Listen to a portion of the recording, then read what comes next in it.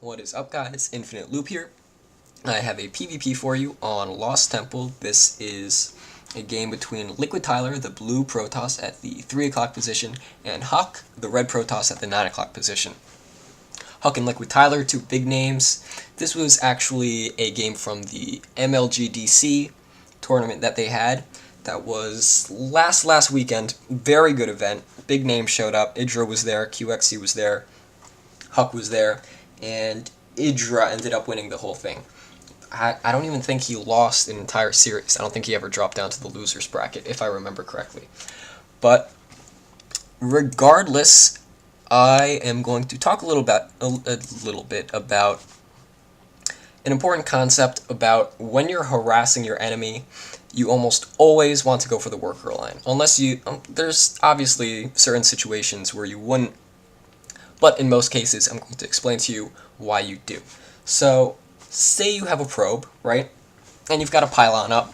I should probably use Terran in this example, actually. So say you have an SCV and you've got a supply depot up, and your enemy comes along and they start harassing you. What your enemy should do is kill probes, not the supply depot. Even if you're in a hypothetical situation where you could kill both of them in the same matter of time, you want to go for the worker, even if it's a single worker, just because every unit has a short-term cost and every unit has a long-term cost. Say you have a probe, the short-term cost is the 50 minerals it'll cost to make a new one. But when you look at the long-term cost of a probe, it's so huge.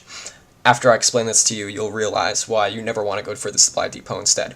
You could always use the logic, oh, if I take out the supply depot, he might get supply blocked, he won't be able to make units for a while. But even taking that into consideration, a single probe is a much better option to take out. Meanwhile, I've got Huck scouting around with his little probie, and LiquidTyler going the wrong way. So, back to what I was talking about. Probes, drones, SCVs, they harvest, I think it's roughly at around 40 minerals per minute. So, blizzard minute, I'm pretty sure that is too, not an actual minute. So, your first harvester and your second harvester, when they're on your mineral patch, both of those harvest at around 40 minerals per second, because there's no delay between the two. When you add a third harvester, that third harvester only harvests at around 20 or 25 minerals per second, just because there's a tiny delay when this probe finishes and this probe is coming back. So, anyway, what I was talking about is, say you kill a probe at the 2-minute mark of the game, and the game finishes at the 10-minute mark. So that probe is dead for 8 minutes, right? You, as a player, your enemy is making probes at the same rate as you are. So for the rest of the game, they'll have that one probe advantage. Of course, you could come up with more hypothetical situations. Oh, what if you make another Nexus, blah, blah, blah, blah, blah. But I just want this to be as simplistic as possible. So you're down one probe for 8 minutes, for 8 minutes of the game. Those 8 minutes, that probe could have been harvesting. So when you think about it, 40 minerals per minute, 8 minutes, that's 320 minerals lost. So while you may be like, oh, go for the pylon or go for the probe? Pylon's 100 minerals, probe is 50 minerals, go for the pylon. You gotta realize, as the game progresses, that probe is actually worth closer to 400 minerals, or 4 supply depots or pylons. Just a little interesting tidbit I'd share with you. Now we have back to the game. We've got LiquidTyler going 3 warp gates. Where's that cybernetic score? There it is, researching the warp gate. Huck doing a very similar build, 3 warp gates, and there he is chrono boosting out the warp gate research. Very interesting. Huck going for an early expand. Not too far out there, actually, when you take into consideration the map positions. Map positions play a really big role in how you should play your game. Not just the map, but where you're positioned on the map. There's, of course, maps where there's only 2 locations you can spawn, but in a place like Lost Temple, there's obviously 4 locations.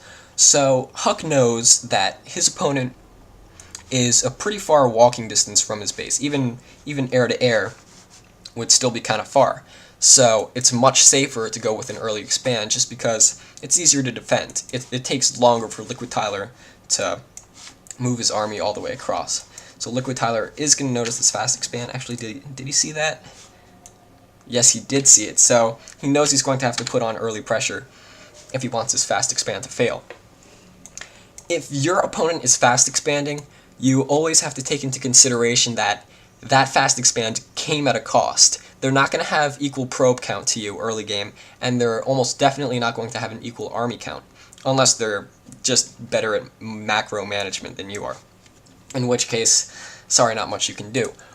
But if you are in an equal plane, and your opponent's going fast expand and you aren't, you have to put on early aggression. Just because every second that goes by in which he has the second expansion and you don't, the probability of you losing is going to get higher and higher and higher. So you see LiquidTyler, he understands that, building the forward pylon so he can reinforce his army quickly. Huck, however, has got a good amount of zealots. The zealots do take out stalkers pretty quickly, especially if they're right up in your face. Despite the fact that Tyler put down some good force fields to block out some stalker support, it does look like he's going to fall back here. As you can see, Huck just putting on the pressure with all these stalkers. There was some good blink micro going on. I forgot to mention that. It does look like he has blink. But Huck just being unrelenting here. Falling back, seeing this lone stalker and this pylon. So Tyler is able to get away, but now he's in a really uncomfortable position. Not only is he down in the army count, 16 supply difference, he's probably down in the probe count too. That's right, 29 harvesters to 25 harvesters, just because of this fast expand. And every second this probe is not making a nexus, that the difference between the two is just going to get bigger and bigger and bigger. I just paused the game for no reason. Anyway, robotics facility up, smart for Huck, probably going to want to get an immortal up as soon as possible. Ooh, both players walking right past each other with their armies. Huck did see it with his probe, so he's going to be able to come back here, make sure Tyler can't take out his fast expand. Good blink by Tyler trying to get away. He realizes he can't take on this army one-on-one. Huck sees he has to swoop around, so he's probably going to go underneath, and it's going to engage this army. Very good unit movement by Huck, throwing up the Guardian Shield. Tyler just trying to run away with as little casualties as possible. This, as I said before, is really uncomfortable for Tyler, because he knows all this time he's retreating, Huck is, wow, boosting it up on the harvester count, 36 to 25. He does have the high ground. Huck's army difference isn't so big that he can actually engage Tyler while he has the high ground, but he might make an observer too. I'm still making immortals, sorry about that. He might want to get an observer just so he can spot the high ground in case Tyler ever falls back to there again. Huck being smart, building the probe next to the building the pylon next to the Zelnaga watchtower, so we can call in reinforcements just like Tyler did up here. And Tyler finally getting down that nexus. That might be too little too late for him, just because Huck is now up 17 probes in the harvester count. Almost double the income in both categories. Not looking good for Tyler. Is doing some pretty fancy schmancy blink micro, but it might not be enough. Immortals are coming out. He is getting the observer now, that's right, because he knows if he can put on enough pressure now, if he has the observer to spot the stalkers up top, there's nothing Tyler's going to be able to do about it. Now, I would not be surprised to see Huck getting some Zealot legs right now, but I do not think he has a Templar Archives up. Not Templar Archives. Twilight Council. That's right. This expansion is almost fully saturated. If you don't know what saturated means, it just means having 3 probes, SUVs, or drones on 1 mineral patch or each refinery. That is the maximum you're ever going to want in your base. So anyway, Tyler's sending out a few stalkers, seeing how Huck's army is looking. It's not looking good. Huck putting on the pressure. He's got the Immortal in the back. A few sentries as well. But some good force fields by Tyler, able to split up this army a little bit, taking out the majority of the Zealots, falling back, but falling back is not going to help much, just because Huck has this observer. I don't know if LiquidTyler even knows this observer exists. He doesn't have a Robo Bay, I think. He doesn't have a Robo Bay, so he won't be able to make an additional observer to scout Hucks. And Nexus goes down. Not looking good for LiquidTyler. Ooh, Huck might lose the Immortal, and he does. These two sentries better get the hell out of there if they don't want to die. But they do, because they're a little too slow. Huck trying to get a nice concave on Tyler, but Tyler has got the majority of his units attacking while there's a few dancing in the back for Huck. Huck probably going to have to fall back here, but I mean, he's got so much to fall back on. 50 harvesters to 30, double the income. I mean, what's the resource count at right now? Tyler actually up, but in the long term, Huck is just going to be able to overwhelm him with too many units, just because he can't even get his natural. By now, his main is probably almost mined out. Yeah, look at these dwindling down to 200 minerals.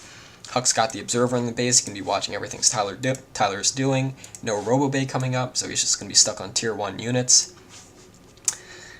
That's a pretty bad situation if you're playing someone like Huck. Now, if you're in a pretty commanding lead like this, like you are Huck, obviously you want to keep up the unit production. You don't want any type of comeback to be an option for your opponent, but you also want to pay attention to your economy. Sure, you've got this extra base, you're beating him on the economy, but you also have to pay attention that your main is getting mined out, which means now would probably be a good time to say, grab another natural over here. Oh, good game. Of course, I'm not paying attention when Tyler's getting destroyed, but good game between the two. Great pressure by Huck. He went from the defensive to the offensive so quickly when he saw that he was able to hold off Tyler's army on his first push in. Tyler did all he could, but Huck, he just wasn't able to put enough pressure on that fast expand. So, well played by Huck.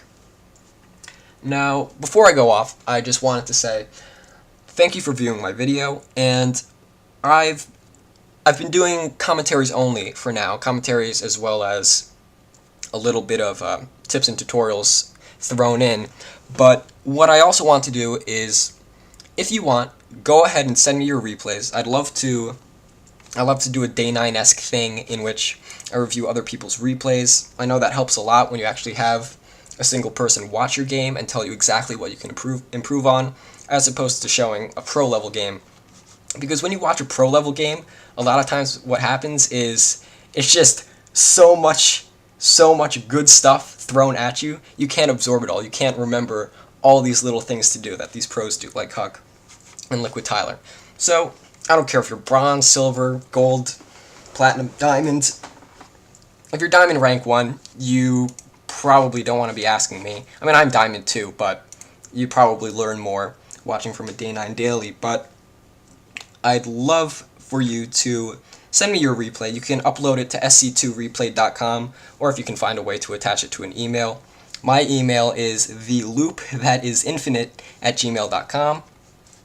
And if you do upload it to, say, SC2replay.com, just email me and tell me what the name of the game is, and I'll go ahead, watch it, cast it, and tell you where you can improve. So, this is the Infinite Loop. Thank you for watching my game. Not my game, actually. It's actually my commentary. Sorry. I'm not Huck, in case you were wondering. Thank you for watching my commentary, and I will see you guys later.